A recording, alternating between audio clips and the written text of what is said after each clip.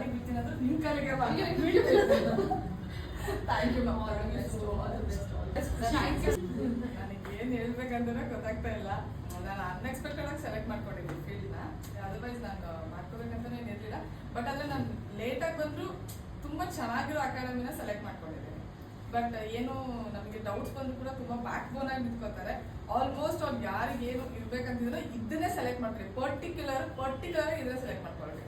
But ಎಷ್ಟು ಫ್ರೆಂಡ್ಲಿಯಾಗಿ ಹೇಳ್ಕೊಡ್ತಾರೆ ಅಂತಂದ್ರೆ ನಮ್ಗೆ ಏನು ಮಿಸ್ಸೇ ಆಗಲ್ಲ, ಯಾವ್ದು ಫೀಲೇ ಆಗಲ್ಲ. ನಾವು ಮನೆ ಬಿಟ್ಟಿದೀವಿ ಲೈಕ್ ಬಿಕಾಸ್ ಹೋಲ್ ಡೇ ಇಲ್ಲೇ ಇರೋದ್ರಿಂದ ನಮ್ಗೆ ಏನು ಫೀಲೇ ಆಗಲ್ಲ. ಬಿಕಾಸ್ ಎಲ್ಲರೂ ಒಂದು ಫ್ಯಾಮಿಲಿ ತರ ಇದೀವಿ, ಅಷ್ಟು ಕಂಫರ್ಟ್ ಝೋನ್ ಆಗಿ ಇರಿಸ್ತಾರೆ. ಸೊ ಹಾಗಾಗಿ ಒಂದು ನಾಲೆಡ್ಜ್ ಆಗ್ಲಿ, ಒಂದು ರಿಲೇಶನ್ಶಿಪ್ ಆಗ್ಲಿ, ಏನಾದ್ರೂ ಆಗ್ಲಿ ತುಂಬಾ ಬೆಸ್ಟ್ ಅಕಾಡೆಮಿ ಅಂತ ನಾನು ಹೇಳ್ತೀನಿ.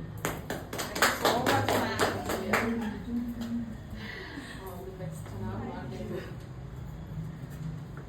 ದಾವಣಗೆರೆಗೆ ಹೋಗೋಣ ಈಗ.